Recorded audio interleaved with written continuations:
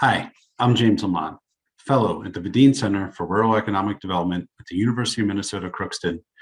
Today, we're going to discuss farming input challenges as a result of both inflation, supply chain disruptions.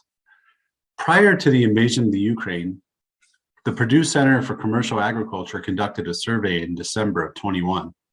What it revealed was interesting in that farming communities across the country had difficulties accessing herbicides, pesticides, and hydrous ammonia, as well as farm machinery parts. Leading up to the Ukrainian conflict, there was already a challenge because COVID-19 disrupted container shipment movements as well as supply chain routes. With the invasion of the Ukraine, however, as well as inflationary pressures, some prices for inputs skyrocketed. In fact, in hydrous ammonia, already increasing year over year, shot up to almost $1,600 a ton. Then natural gas, as well as diesel and other inputs, also saw doubling, if not tripling, of prices. With the invasion of the Ukraine, those inflationary pressures are actually growing stronger, driving costs even further. In addition, negotiations between Europe and Russia regarding what form of payment for natural gas may actually disrupt supply chains for natural gas in Europe, thereby creating more constraints across the globe for natural gas and hydrous ammonia, diesels, etc. So as a result of this, what's happening on the farm?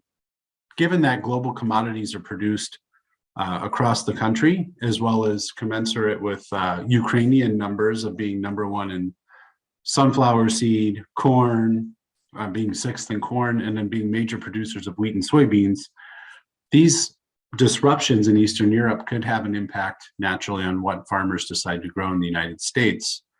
But the supply chain disruptions, inaccessibility, as well as costs for pesticides and other implements, as well as inputs, it could actually increase or impact crop choices and further exacerbate issues for wheat, corn, and soy.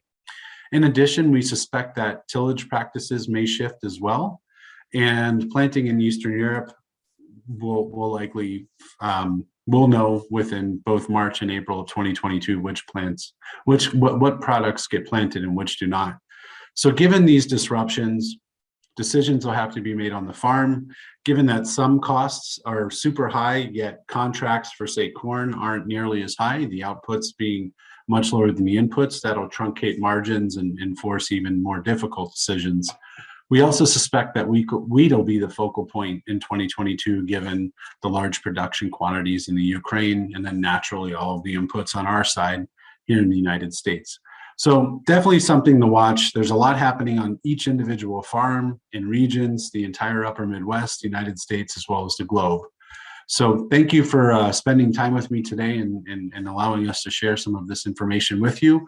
We'll continue to update the group on progress, as well as other inputs and other supply chain constraints given the conflict, supply chain disruptions from previous issues associated with COVID-19, and naturally inflationary pressures. So thank you.